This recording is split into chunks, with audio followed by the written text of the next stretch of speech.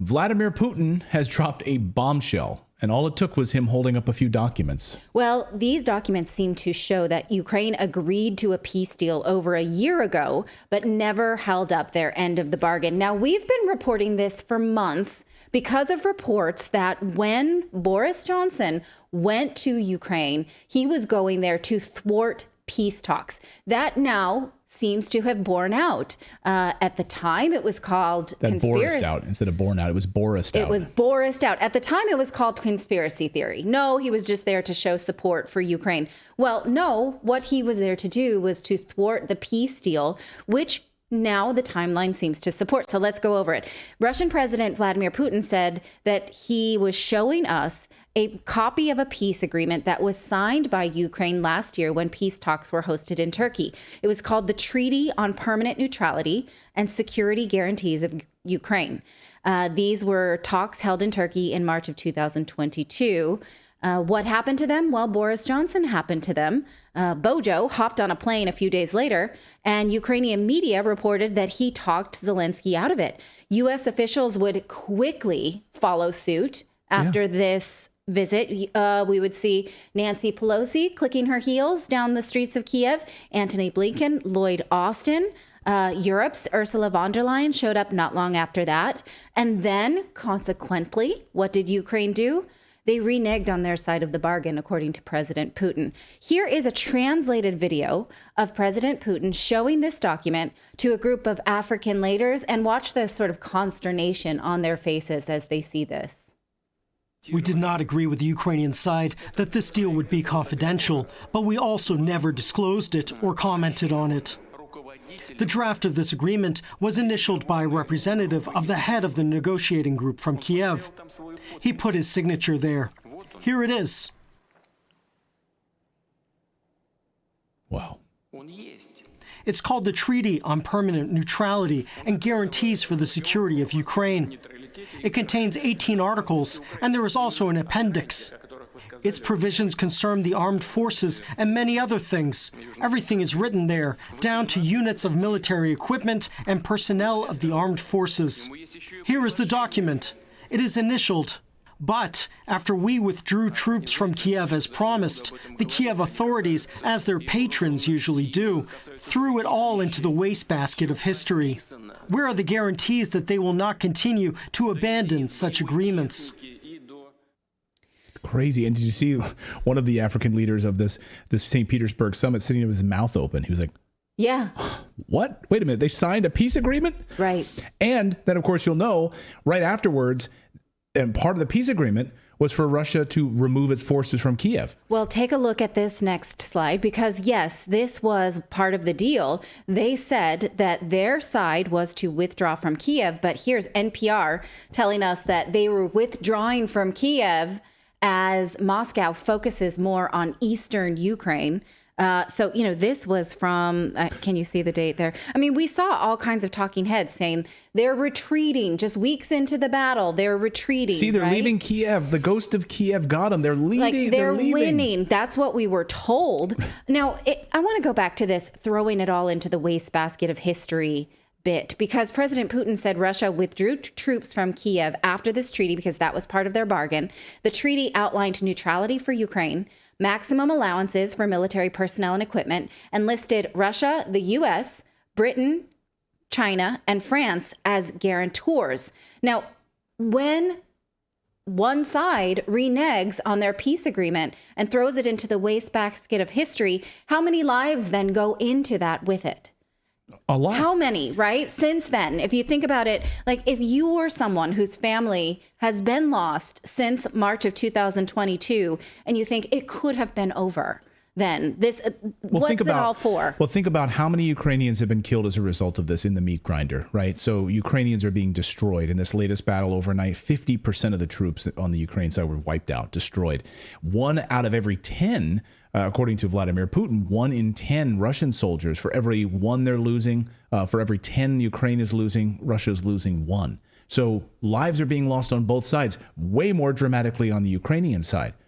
absolutely devastated. You're wiping out an entire generation of people, an entire generation. And then you've wiped out that generation, and then you've gone to the younger and older generations to fill the ranks, grabbing them out of college classrooms and grabbing young men off the streets who don't even meet the qualification age, and then taking 60-year-olds to be a part of the trip. Like, you're wiping out everyone.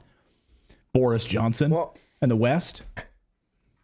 And I kind of feel like Putin has been very patient during this, because everything they have done has been a provocation. Everything Ukraine has done to him has been a provocation, and he could have done what the U.S. would have done, which is decimated Ukraine. Shock and awe. If it was the U.S., if it was the U.S. that was being done to, Ukraine would be leveled by now. Yeah, shock and awe campaign, right? Instead of it's sadly methodical, and it's like going to drag on and on and on.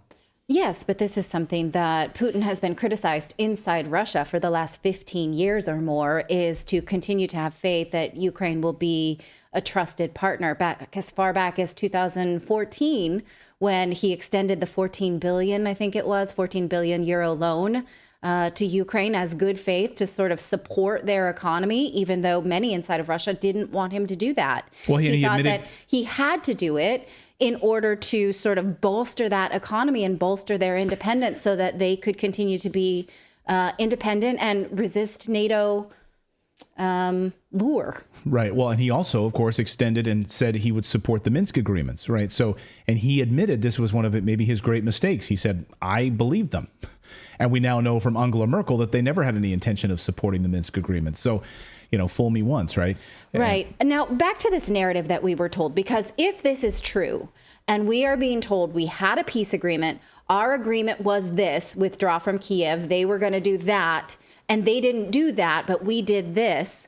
What we were told when they held up their part of the bargain was that, oh, look, Russia's retreating. They can't take Kyiv. They're not even going to try. Ukraine is too strong. Here is NATO head Jens Stoltenberg said this about that in March of 2022, as soon as Russia was withdrawing, saying, we've heard the recent statements that Russia will scale down military operations around Kyiv and in northern Ukraine. But Russia has repeatedly lied about its intentions, so we can only judge Russia on its actions, not its words. According to our intelligence, Russian units are not withdrawing, but repositioning. Russia is trying to regroup, resupply, and reinforce its offensive in the Donbas region. At the same time, Russia maintains pressure on Kyiv and other cities, so we can expect additional offensive actions, bringing even more suffering. So was NATO out of the loop on this peace agreement, or did they know and they were just spinning a yarn to us? Well, of course, they That's absolutely weird, knew. right? They know everything. They know everything. They know that they were meeting to discuss peace. And Zelensky was fielding phone calls. He's like, I can't talk right now. I'm at the peace table right now. I can't talk. No, Vladimir, you please take our phone calls. So he was sitting at the peace table in Turkey. Right. They knew where he was. They knew exactly what was going on. Not where he was. What I'm saying is, NATO didn't know why Moscow was withdrawing from Kyiv. They didn't know. I mean, that's again, weird. It's ridiculous. Right? They know every detail of the peace agreement, and so yeah, they're pretending that they don't know about this. Right. Or is it what it appears to be, that Russia had negotiated this deal, the West got wind of it and talked Ukraine out of it and spun the rest of us a lie? I read this quote this weekend in a biography of Julian Assange. It said, if war can be started by lies, peace can be started by truth. We've been lied to about this war in Ukraine. That seems to be self-evident. Now, Ukrainian President Zelensky says that no peace agreement is even on the table because Ukraine wants to retake Crimea, which voted to join Russia in 2014, and the Donbas region, which asked Russia to intervene on their behalf last year and voted last year to join Russia. So again, I just want to turn back to the map of the conflict. This was updated today, showing Ukraine's counteroffensive has not been able to retake much of these regions. Now, again, from the gray line, the dark gray line, and over to the right is the contested area. Those areas asked Russia to intervene because Ukraine has been bombing them for over a decade. Russia came in with military forces in March of 2022. They are controlling everything that's in the red. They don't yet control what's in the green, but those are the regions that want to join Russia. Now, look at the blue dots here. Because Ukraine has not really been able to make much territory gain on this counter-offensive. They're attacking outside of this contested region. See the blue dots above in the top right? Right, Belgorod. Those are not contested territories. They are Ukraine on the bottom, Russia on the top. Why are they attacking inside of Russia? This sort of negates the whole use of the term counter-offensive, right? They're not countering anything. Russia was never there inside of Ukraine. This was always uncontested Russian land. You can't use counter-offensive for this. That's a great point. For this kind of battle if you're attacking up there. Right. Of course, they could justify that they're cutting off the pincer that's coming from the top down, of course, right? They can use that argument. And as Patrick Lancaster has been reporting here for us on Redacted, he's been in Belgorod. He's been in that area, that uncontested area in the north. So those blue dots at the top, that's where Patrick has been. No other Western media, of course, has been there covering that. And you can see where the Ukrainian forces and NATO forces using NATO weapons have gone into that region. Yeah, this is one of the reasons I'm so committed to just continuing to follow this map. Because I think in the West, we just sort of are told, oh, there's a fight. It's all over Ukraine. It's not. It's for one region. And this one region has voted to become a part of Russia. And Ukraine is just throwing lives at it in order to keep this part of Ukraine, which they've been torturing for a decade. So who now wants to support this when we have a better sense of what it is? Now, Russia's confirming that they continue to be shelled inside their own borders. Today, the Russian Belgorod region was shelled by the Ukrainian army with over 500 shells, according to the mayor of one town. Ukraine now says that they have retaken 8 towns in that contested region in the last 2 weeks. But how many lives has this cost? Russia says that Ukraine has lost at least 800 servicemen, 20 tanks, 4 infantry fighting vehicles, and 15 armored vehicles over the weekend alone. Now, once again, Ukraine is trying to take territory that asked Russia to come in and intervene, this Donbas region. And the Western media knew this. At one point, take a look at this Time magazine article from 2014. Many Ukrainians want Russia to invade. This is a Time article, that one. Yes. Many Ukrainians want Russia to invade. This is from 2014. The Western media is pretending not to know this now. Wait, let me read the first nut of this Simon Schuster article here. To many in Ukraine, a full-scale Russian military invasion would feel like a liberation, according to Time magazine. On Saturday, across the country's eastern and southern provinces, hundreds of thousands of people gathered to welcome the Kremlin's talk of protecting pro-Russian Ukrainians against the revolution that brought a new government to power last week. And we should point out, of course, that new government that was brought to power was a Western puppet government, a NATO Western puppet government. Yes. Don't forget that. Yes. So again, the Western media is pretending not to remember this because of what Noam Chomsky calls manufactured consent, because they need to ignore truths because they're tied to a government agenda, in this case, a war agenda.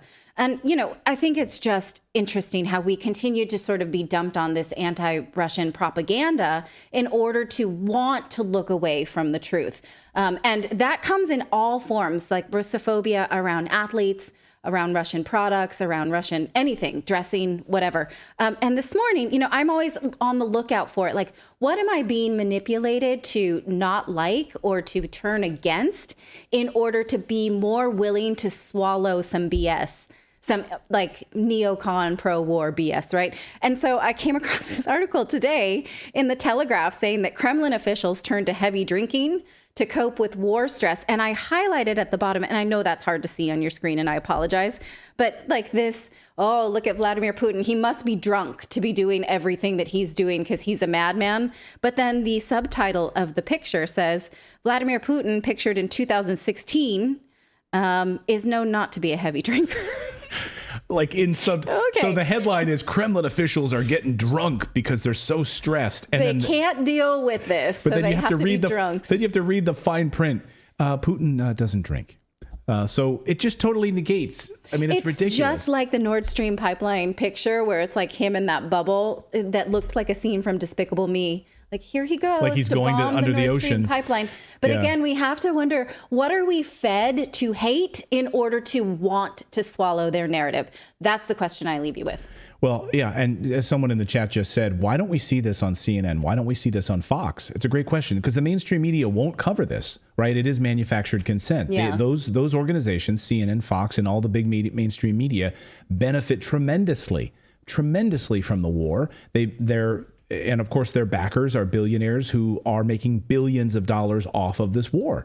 So they do not want the war to go away. They absolutely don't want peace. This is why you won't see it on CNN. You won't see it on Fox. You won't see it on MSNBC at all. I was reading an article from 2014 by Gilbert Doctorow, and he was making the case that being pro-Putin is actually more of a patriot, a U.S. patriot, than anyone else who's telling you this Putin is a madman line, because he thinks had the U.S. cooperated with Russia, he would have been the biggest ally in national security for the U.S. had we not decided to use him as... Well, he asked to be a member of NATO. Yes. People forget, Russia solicited to become part of NATO. We didn't have to have these wars. They're serving someone, but not anyone who's on this program right now, I would wager. And we give you this information. You can take it how you want. He's holding up a document. You may argue that the document's fake. Maybe the peace agreement was totally fake. He's sitting there in front of 20 African leaders and he's holding up a fake document, perhaps. But the timeline bears out. That's why, because he did leave. Because they did withdraw from Kyiv at the time. Right. Because Western leaders did show up days later, because the conflict was extended. And then a few months later, Vladimir Zelensky then puts into Ukrainian law that's forbidding to go to peace talks with Russia. Right. So the timeline bears it out. So if you believe the opposite of that this is a fake document, that they blew up their own Nord Stream pipeline, and that Putin goes undersea in little submarines and blows up pipelines, that's probably part of the same narrative. While drunk. While drunk. He's drunk submarine since 2016, he's been drunk. He's been known to be a drunk submariner. I get my vodka and I go under the ocean and I blow up pipelines. Yeah. It's amazing. By the way, just as a side note, did you see the new strategy around Ukraine, which is now they've fully blamed Ukraine for the Nord Stream pipeline bombing? We know it was the United States and the CIA. That's been confirmed, right? But the Washington D.C. narrative now is that it was Ukraine. Oh, and it was a Ukrainian. It was a Ukrainian general who's since been killed. So now we're blaming the dead guy. He's not allowed to defend himself anymore. It was definitely him. He's the one that carried out the bombing. We warned them not to do it. We told them not to do it, but they just went and did it anyway. No, that's a total lie. Yeah, and generals being notorious for not asking anybody about major combat operations. They're always this rogue. Are they saying that Ukraine has rogue generals? Because that didn't work well for Japan in the World War II, having rogue generals. So yeah, I want to get that under control. And thank God he's dead, because he was definitely a bad apple. So this is the spin now that we're giving. It's like it was a rogue general who didn't. This is amazing. How did he get access to naval equipment? Apparently, it was a yacht. He had his eyes on a yacht that he was going to retrofit. That's the story. There was a massive yacht that they were going to use. I think from a seized Russian oligarch. Was it Gru from Despicable Me? Right. Let's ask. Also, he could steal the moon. Also, he was a shipwright, so he just happened to be a general and a shipwright. So we retrofitted this yacht for military operations. This guy was amazing. He knew how to do it all. It's amazing. And what's sad is this is the stuff that the Washington Post will print in newspapers, or CNN will put on their air, and then stupid people will gobble it up, and that's how it works. Thank you so much for watching this segment here at Redacted. We are live every day at 4 p.m. Eastern Time, trying to share the stories that the mainstream media will not cover. You should also come over and join our community of Redacted Rebels over at redacted.inc. That's our private locals community where we can share exclusive content that we simply cannot share here on YouTube. Come over and join the rebellion together right now by going to redacted.inc. We'll see you next time.